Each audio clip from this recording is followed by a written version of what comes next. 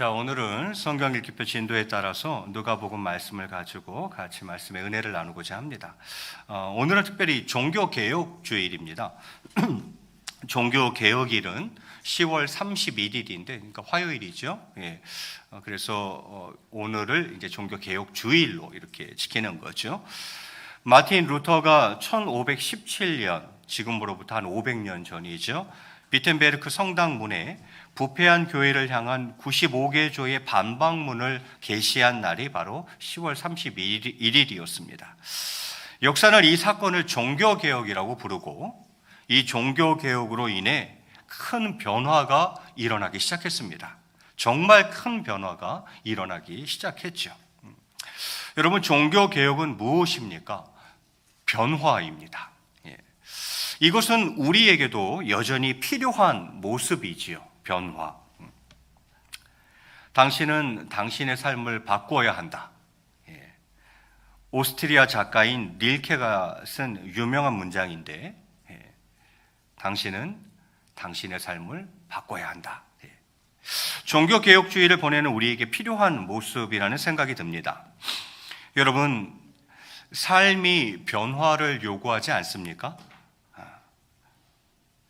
바뀌어야 한다는 판단이 들면 바꿀 때 삶의 변화가 일어나게 되는 것입니다.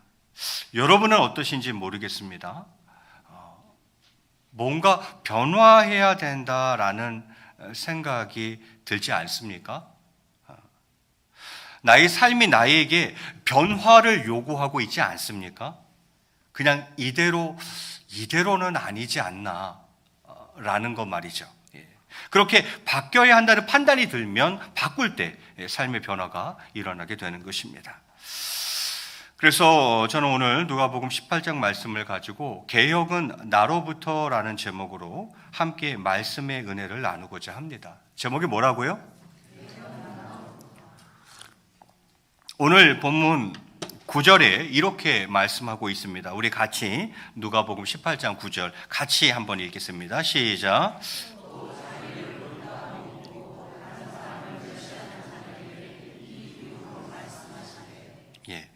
예수님께서 이제 말씀하시는 건데, 비유의 대상이 누구냐를 정확하게 알고 가야 돼요. 이 비유를 누구 들으라고 하는 얘기인가 하는 거죠. 자기를 의롭다고 믿고 다른 사람을 멸시하는 자들에게 이 비유로 말씀하시되 이렇게 되어 있어요. 그렇습니다. 예수님께서는 지금 자기를 의롭다고 믿고 다른 사람을 멸시하는 자들에게 비유로 말씀하시는 것입니다. 그 비유의 내용은 무엇입니까? 10절에 이렇게 기록하고 있습니다. 같이 읽습니다. 시작.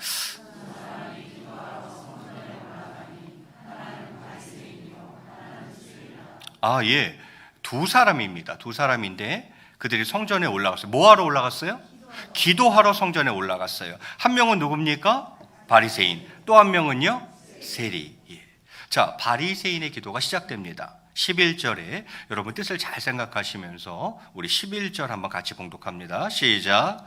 바리새인은 서서 따로 기도하여 이르되, 하나님이여, 나는 다른 사람들 곧 토색, 불의, 간음을 하는 자들과 같이 아니하고 이 세리와도 같이 아니함을 감사하나이다.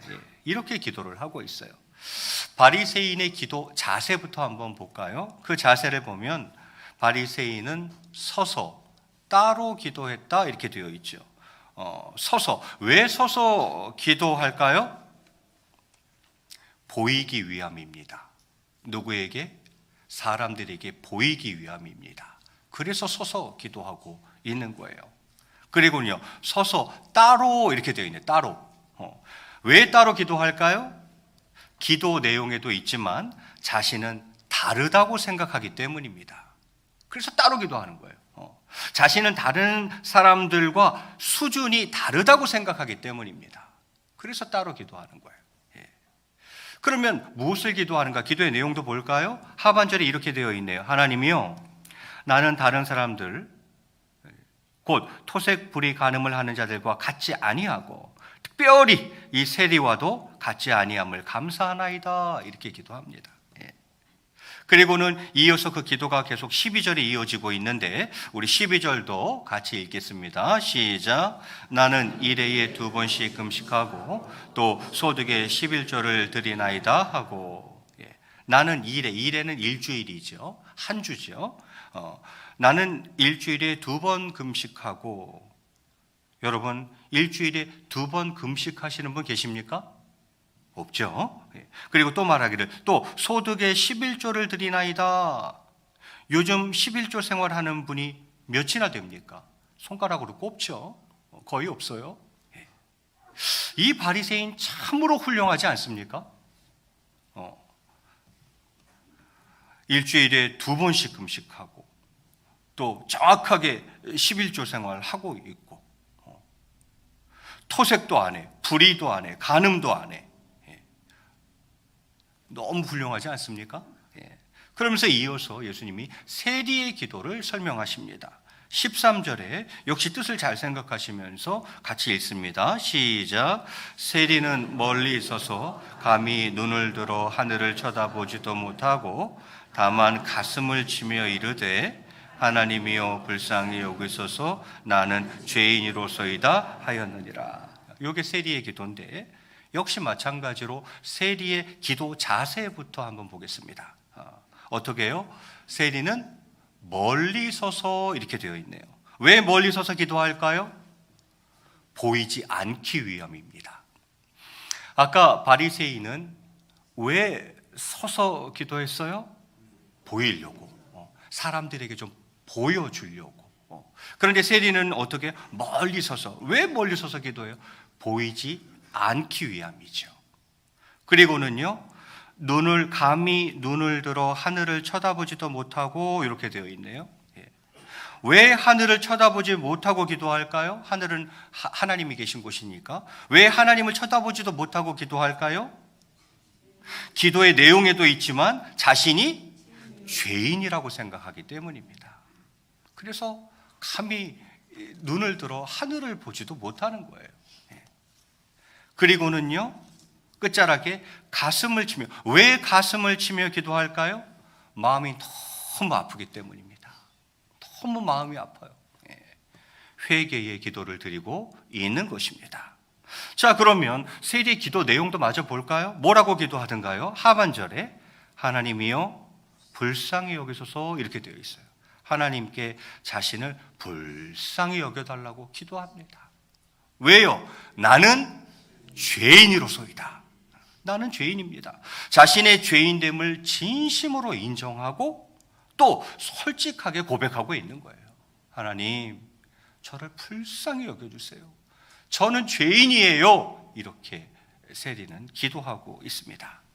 그리고는 예수님께서 말씀하십니다. 오늘 마지막 말씀이죠. 우리 14절 말씀 같이 한번 읽겠습니다. 시작. 내가 너희에게 이르노니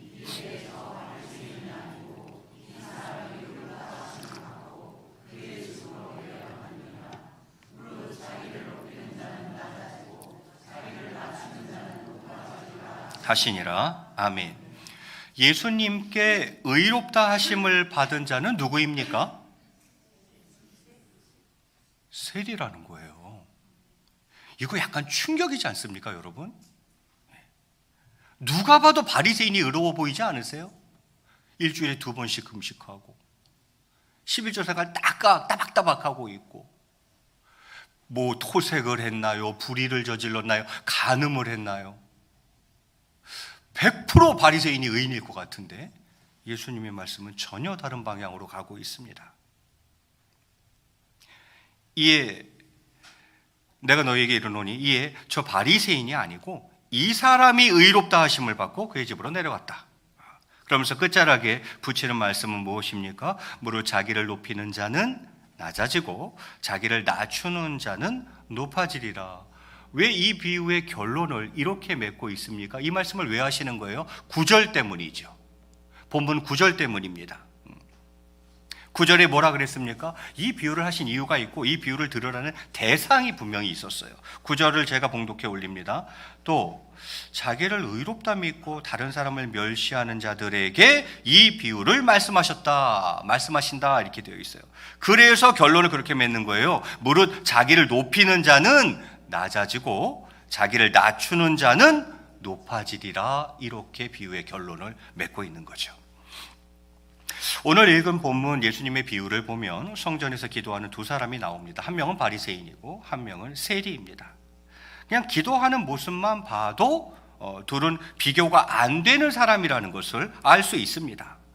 바리새인이 기도하는 모습을 보십시오. 그는 자신감에 차 있습니다. 세리를 보면 그렇지 않습니다. 세리는 내세울 게 없는 사람답게 기도하는 모습도 초라합니다. 여러분, 이 두 사람 중에 변화가 절실히 필요한 사람은 누구라고 생각하십니까? 예수님께서 너 그렇게 살지 마, 너 그만 삶을 좀 바꿔 라는 말을 들을 사람은 바리새인입니까? 세리입니까? 11절과 13절을 우리가 비교해 보았죠. 두 사람의 기도의 모습 나오죠. 바리새인은 따로 서서 기도하고 따로 서서 기도하고, 세리는 멀리 서서 기도하는 것으로 나오잖아요. 바리새인은 따로 서 있습니다. 왜 따로 서 있을까요? 나는 당신들과 다르다는 의식을 갖고 있는 겁니다. 나는 주일 성수도 하고 봉사도 하고 헌금에도 열심이라는 것입니다. 다르다고 하는 구별 의식으로 꽉 차 있습니다.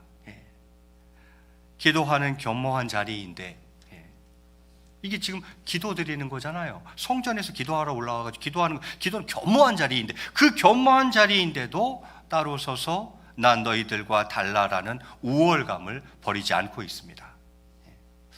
반면에 세리는 멀리 서 있습니다. 멀리 서 있는 이유는 자신이 없는 겁니다.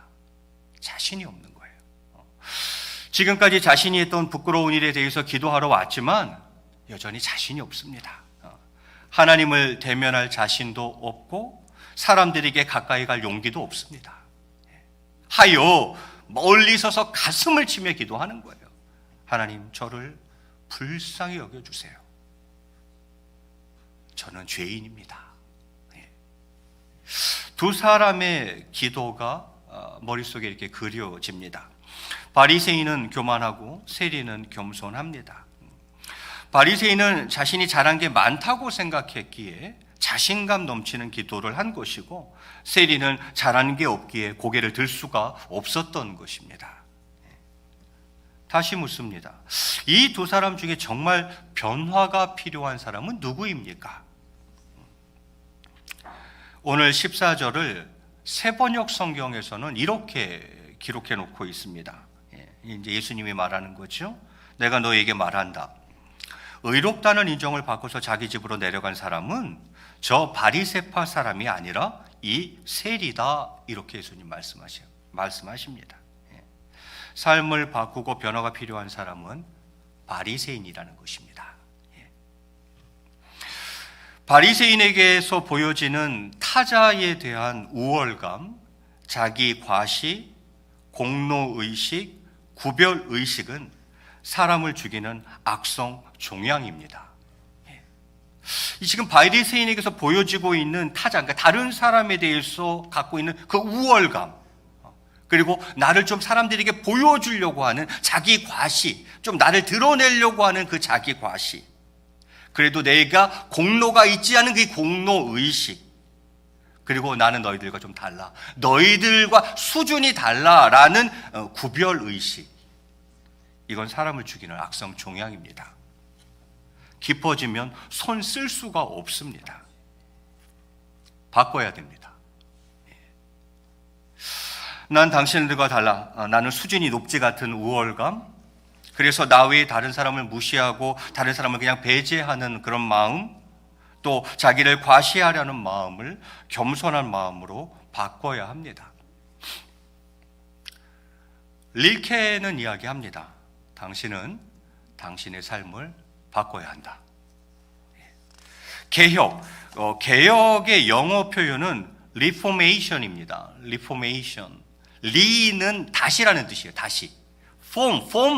포메이션은 만들다, 뭐 형성하다 그런 뜻이죠. 그러니까 즉 다시 만든다는 거예요. 개혁은 다시 만든다는 거예요. 잘못된 것을 다시 만들고 다시 형성한다는 거예요. 이게 개혁이에요. 예. 개혁은 절박하고 간절할 때 일어나는 각성의 마음입니다. 이대로 하면 안 되겠구나. 이러다가는 죽겠구나. 이건 좀 아니지 않나? 이대로 계속 신앙생활 한다고? 이 삶의 모양으로 살아간다고? 이대로 하면 안 될 것 같아. 정말 이러다 잘하면 죽겠는데? 하는 마음이 들 때 사람을 리폼, 즉 개혁하고 바꾸기 시작합니다. 그리고 이 개혁은 바로 나로부터 시작되는 것입니다. 여러분, 남을 개혁하려고 하지 마십시오. 사회를 개혁하려고 하지 마십시오. 교회를 개혁하려고 하지 마십시오. 남을 개혁하고자 한다면 먼저 나부터 뼈를 깎는 개혁이 이루어져야 그 개혁이 성공할 수 있는 것입니다. 내가 변화되면 가정이 변화되고, 내가 변화되면 교회가 변화되고, 내가 변화되면 나아가서는 한국교회가 변화될 것입니다. 개혁은 나로부터 시작하는 것입니다. 남을 회개시키려 하지 마십시오. 개혁은 나부터 회개하는 데서 시작되는 것입니다. 이게 참 우리가 죄인인 거예요. 그래서 죄인인 거예요. 설교 말씀을 들으면은 누가 자꾸 떠오르죠. 야, 요거 이 사람이 들어야 되는데. 누군가가 상상이 돼요. 아, 근데 그 사람 이 자리에 없네. 막 그러면서 이거 들어야 될 사람이 있는데. 누가 들어야 되는 거예요? 내가 들어야 되는 거예요. 내가 들어야 되는 거예요. 그리고 또 저거 회개 좀 해야 되는데 저거 언제쯤 회개할까 저거? 누가 회개해야 되는 거예요? 내가 회개해야 되는 거예요. 야, 저 사람만 개혁되면은 진짜 개혁이 될 것 같은데. 누가 개혁돼야 되는 거예요? 내가 개혁돼야 되는 거예요. 회개해야 된다, 개혁해야 된다. 본인만 잘하면 돼요. 본인만. 사실은 제일 회개 안 하고, 제일 변화 안 하고, 제일 개혁 안 하는 사람이 늘 회개를 이야기하고, 변화를 이야기하고, 개혁을 이야기해요. 뉴스 보세요. 그렇게 계획을 외치는 사람이 뒤에서 부정축제 다 했잖아요. 개혁이 안 되는 거예요. 왜? 내가 개혁이 안 되니까. 진정한 개혁이 이루어질 수가 없죠. 내가 진심으로 회개하지 않는데, 내가 변화되지 않는데, 내가 개혁되지 않는데 어떻게 남이 변화됩니까? 남이 어떻게 남이 어떻게 개혁돼요? 내가 속한 공동체가 어떻게 개혁이 돼요? 그래서 우리가 죄인인 거예요. 우리는 한 번도 그런 생각 안 하잖아요. 이건 내게 주시는 말씀이구나. 그래, 내가 회개해야 되는 건데 내가 그렇게 안 하잖아요. 저게 이거 듣고 회개해야 되는데 이렇게 생각하잖아요. 나는 잘하고 있다고 생각해요. 본인만 잘하면 되는 건데 사실은 본인 때문에 안 되는 건데. 그래서 우리가 죄인인 거예요. 회개를 해도 내가 회개해야 된다는 생각하는 사람이 별로 없어요. 변화를 그렇게 외치지만 사실 자기가 변하는 사람은 거의 없어요. 목이 터져라 개혁을 외치지만 진짜 개혁되어야 할 사람은 그 사람 자신이었던 거죠.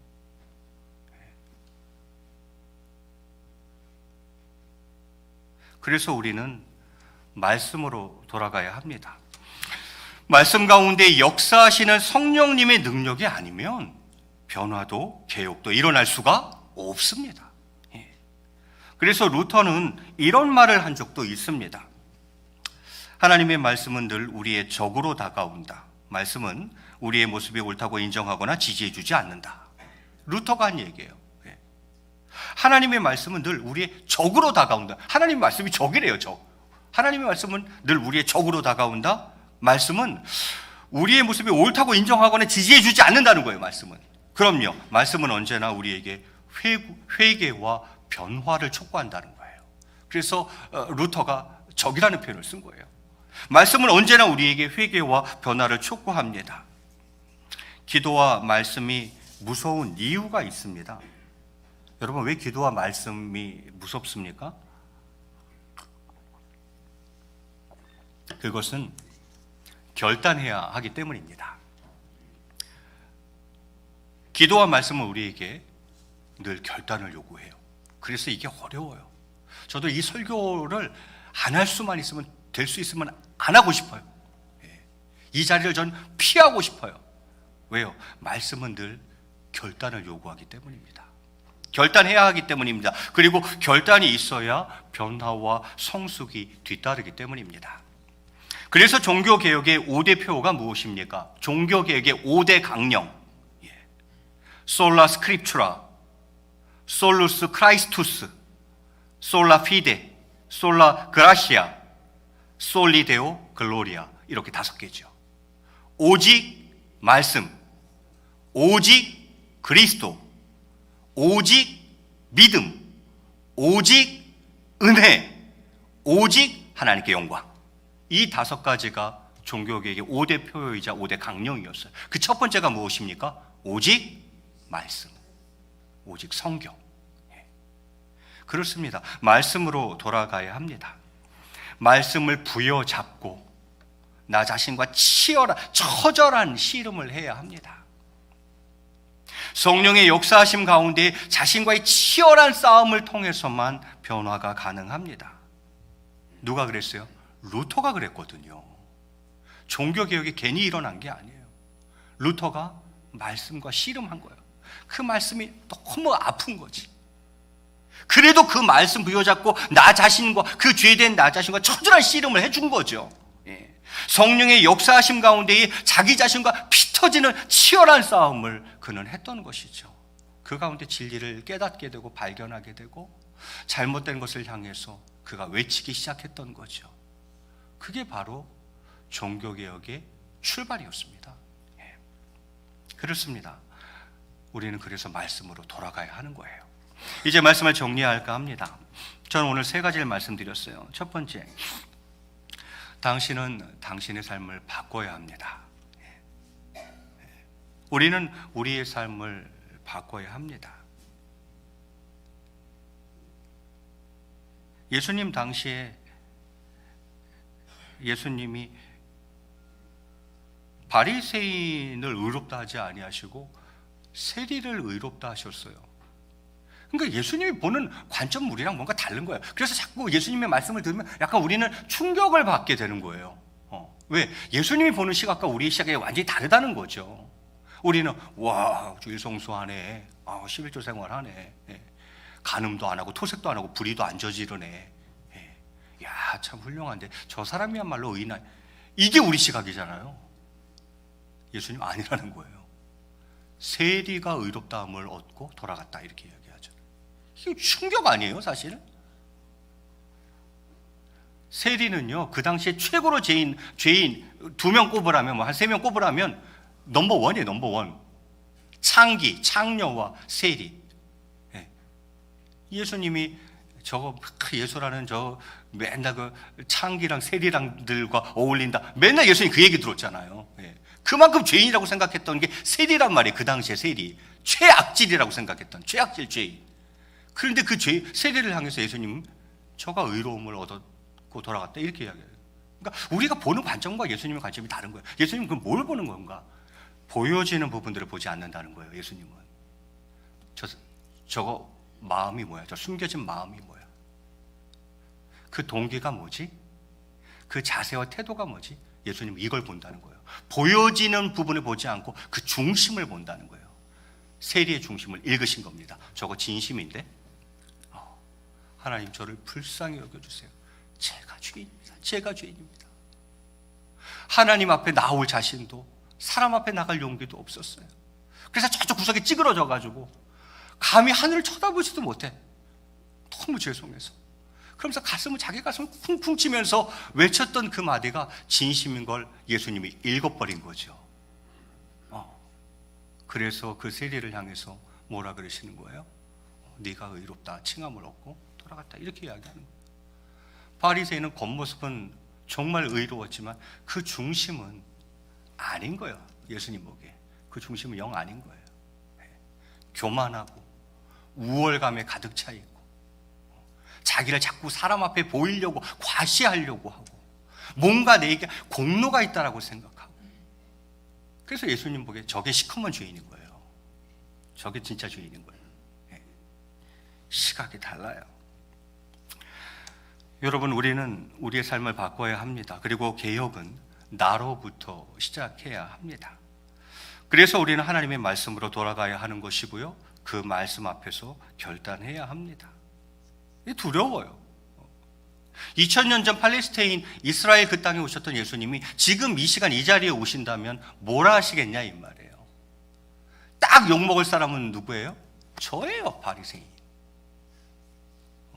신앙생활 좀 하셨다는 분들, 봉사 좀 하셨다는 분들. 두려워요. 나는 지금 무엇이 지배하고 있습니까? 안주의 영입니까? 개혁의 영입니까? 나의 삶, 내 신앙, 이대로 괜찮은 건가요? 그냥 그렇게 안주하시겠습니까? 아니면 개혁하시겠습니까? 나는 바리새인의 삶을 끝까지 살 것인가? 아니면 세리의 삶을 살 것인가? 우리는 결단해야 하는 것입니다. 나부터 회개하기 시작하면 모든 문제가 풀리기 시작할 줄로 믿습니다. 이게 키예요. 가장 중요한 키. 나부터 회개하기 시작한다라면 모든 문제가 하나하나 술술 풀려져 나갈 줄로 믿습니다. 종교개혁주일인 오늘 이 시간 간절히 바라기는 저와 여러분이 나부터 회개하여 변화되고 내가 변화하여 내가 속한 공동체가 개혁되는 이 귀한 은혜가 있으시기를 주님의 이름으로 간절히 축원드리겠습니다.